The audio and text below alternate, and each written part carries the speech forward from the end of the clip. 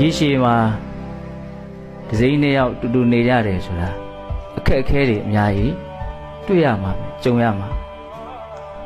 တယောက်နဲ့တယောက်ချစ်ကြတယ်ကြိုက်ကြတယ်ဆိုတာတကယ်တမ်းကဥထုသင်တဘာဝလူတွေဆိုတာအတ္တသမားတွေကြီးပဲလို့ဘုံဘကတော့အဲ့လိုမြင်တယ်ဘာလို့သူ့ကိုချစ်တာတော့ဆိုရင်အဓိကတော့ကိုယ့်ကိုချစ်လို့ချစ်တာများပါတယ်ဟုတ်လားကိုယ့်ပေါ်မှာကောင်းတယ်လို့ထင်နေသေးသမျှကျွတ်တို့ချစ်နေကြအောင်မှာ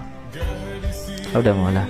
ကိုယ့်ပေါ်မကောင်းတော့ဘူးလို့မြင်လာတဲ့တနေ့အဲ့ဒါတွေကဘာလို့သွားနိုင်လို့ပျက်စီးသွားနိုင်ဘယ်ရာမှတည်မြဲနေတာမရှိချစ်ချင်းတရားကလည်းမတည်မြဲတဲ့အရာတွေတဲကတစ်ခုအဲ့ဒါကိုလည်းဘုံဘုံတို့ဘယ်လိုထားမှာတော့နားလေထားရ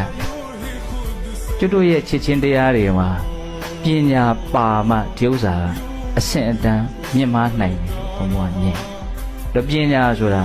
ဘယ်ရာရဲ့အပေါ်မဆိုအမှန်တိုင်းသိတဲ့သဘောနားလေတဲ့သဘောပညာလို့ပြောအဲ့ဒီပညာနဲပါတဲ့အခါမှာ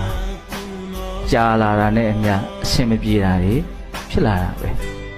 မင်းကိုမတွေ့ရမနေနိုင်ပါဘူးမင်းနဲ့မှအတူမနေရရင်တော့သေရပါလိမ့်မယ်ဆိုတဲ့အနေထားနဲ့မင်းနဲ့သာဒီတိုင်းဆက်နေရင်တော့သေရပါလိမ့်မယ်ဆိုတဲ့အနေထားကိုပဲဖြစ်သွားပြောင်းသွားတယ်ပြောင်းနိုင်ဘူးလားပြောင်းနိုင်လားဘုရားဟာတာလေးတွေပါလေးတွေပြောတာတချို့လူတွေရဲ့ဟာတာလွန်ပညာပါတယ်ကြိုက်တယ်ဘုရားအဲ့ဒီဟာမျိုးလေးတွေဟုတ်လားကလေးကသူ့အဖေကိုမေးနေတဲ့အဖေခင်ဗျာလူပြိုဘွားတော့ကအရက်အတင်းကြိုက်တယ်လို့ကြားပါတယ်ဘယ်တော့မှအရက်ပြတ်သွားတာငါမူးမူးနဲ့မင်းအမေကိုလက်ထပ်ခွင့်တောင်းတဲ့နေ့ကစပြီးတော့အဲ့ဒါငါစိတ်နာပြီးတော့အရက်ပြတ်သွားတယ်လို့ပြောတယ်ဒါဘာတွေပြောနေရတာဒါတကယ်လူလောကမှာတကယ်ဖြစ်နေတဲ့အမှန်တရားတွေအတူတူသာဆက်ပြီးတော့နေတာနေကြတာစိတ်ထဲကနေခြင်းလှကြည့်ရလို့မရှိဘဲနဲ့စိတ်ကုံရဲနဲ့နေနေတဲ့လူတွေကပိုများမယ်လို့ကျုပ်ကတော့အဲ့လိုထင်တာဟုတ်လားအချောင်းကိုထောက်ဆပြီးပါရီသမီးတွေရှိလာပြီဆိုတော့လေဒီလိုပဲ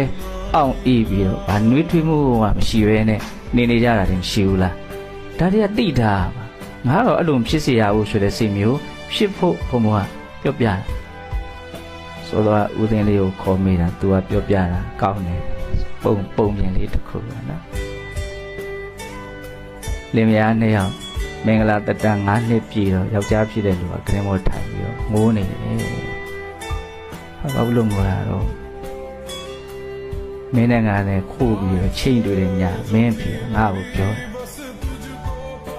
မင်းငါသမီးယူမလားဒါမှမဟုတ်ထောင်ထဲ9နှစ်ဝင်မလား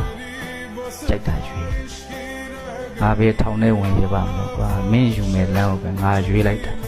အခုမှမှားမှန်းသိတယ်တဲ့ဒီနေ့နောက်မို့ရှင်ငါထောင်ကလွတ်ပြီဟုတ်လားဘာပြောတော့ဒါအခုတစ်သက်လုံးသွားတော့မှသူ့ထောင်ကဟုတ်လား